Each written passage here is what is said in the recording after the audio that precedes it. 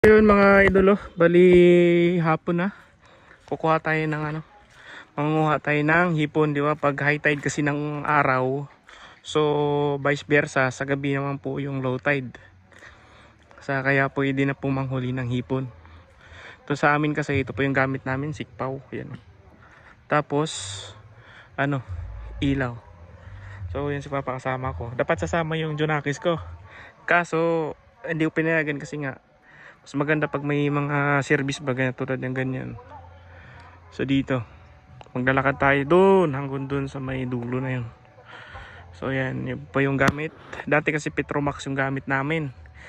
Kaso medyo sagabal siya maggagalaw-galaw kasi nga, di ba? Digas. So ito ilaw na flashlight. Kaso nga lang ang kaano ng flashlight, pag malamig, talagang literal na malamig. Di tulad nung Petromax kasi may pwede ka pang napapainit pa yung katawan mo ba. So dito mo lang mga idolo, baligan ito lang po kababaw yung mga pag-aanohan natin ng hipon. So pag gabi na, sa nakikita mo lang mga udap pa na siya, mga maliliit na hipon.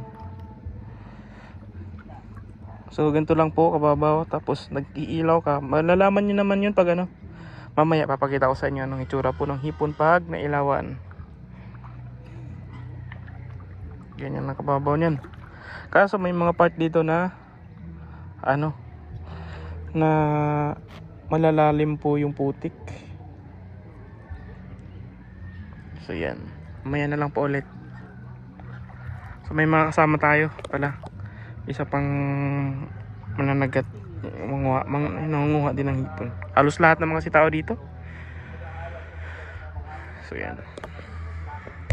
So yan dito mga idolo, bali medyo marami-rami na kami. Ayun, may bata pa kaming kasama. Tapos ako 5, tapos may mga tao pa doon. Parang dito, parang nagdi-disco dito kasi yan, halos lahat. Hindi man nakakatakot na dito. Kasi nga pagka pagkadilim, nakikita mo napakadaming mag-iilaw diyan. At ganito rin yung mga gamit nila. Depende, mayroon rin mga yung sudsud na tinatawag. Kaso yun, walang pili kung ano yung madaanan, yun na yung makukuha nila. May maliliit, may malalaki. Kawawa na yung maliit, wala nang lalaki, di ba? So ito sa amin, pili lang. Yan o. So dito malapit na po. Maya unti at tayo'y lalarga na. Sana maraming makuli tayo. So yun guys, mag-umpisa tayo. So ganito po yung itsura niyan. Pag may nadaanan tayong may dilaw yung mata. Sige. So yan, tapos yung mga nag-iilaw doon sa unahan. Doon, mayroon pa yun doon. Tapos titingin-tingin tayo doon sa may mga lusay, yung seagrass kung sa English, lusay kung sa Bisaya. Ewan ko lang, basta damo sa dagat ba? Ganyan. So maya, na lang natin para makapag-focus muna tayo.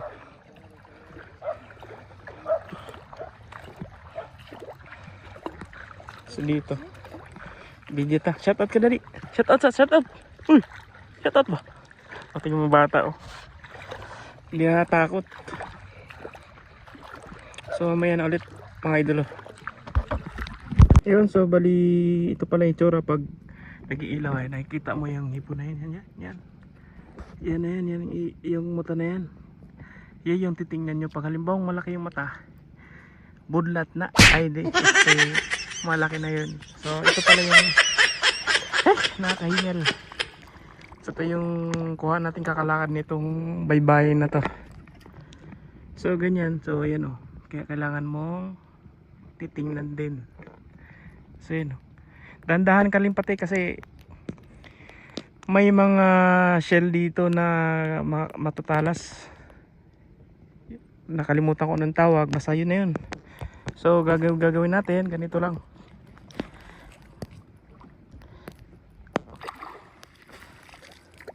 Ayan kuha. Ayan pa yung isa. ito.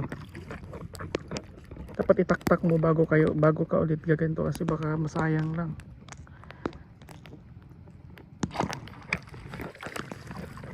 So yun. Ang gamo-gamo. So ito pa.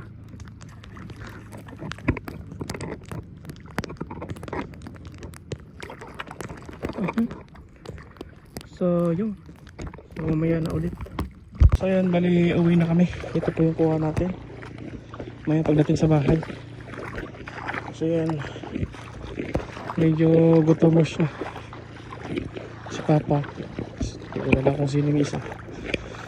Uuwi na. Ha? Pataob na ni pa no? Kaya ito yung inalisan ko dito sa bowl eh. Ang hirap ang buhay. Tingnan mo oh. Ito yung veterans dito sa veterano. Ha?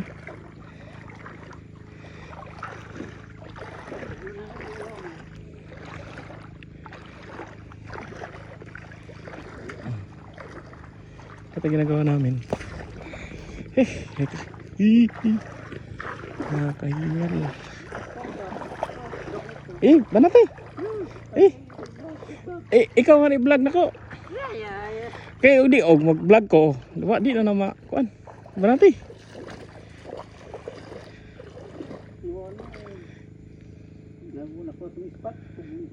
amo din ang managan ako man di ay. Tara, tong. Jeep to na pa? Ha?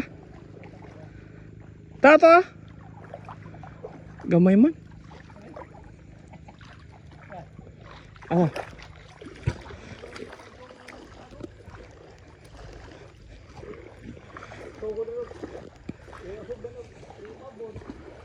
Kari pa oh? No.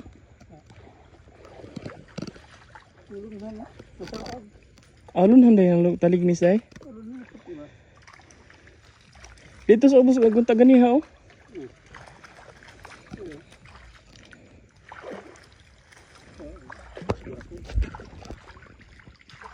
Mo din na ug ispatan mo idlas mo lang langoy.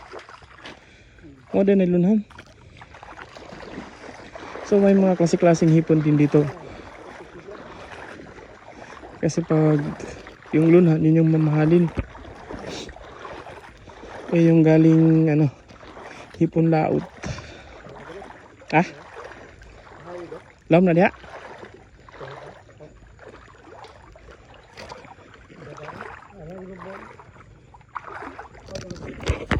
Bali nakaway na kami mga idolo. Ito po yung kuha namin. Tapos na akin. Pagod na. Tuwang-tuwa si Bagit. Buhay. Oh, manamang. Ibu, ano natin.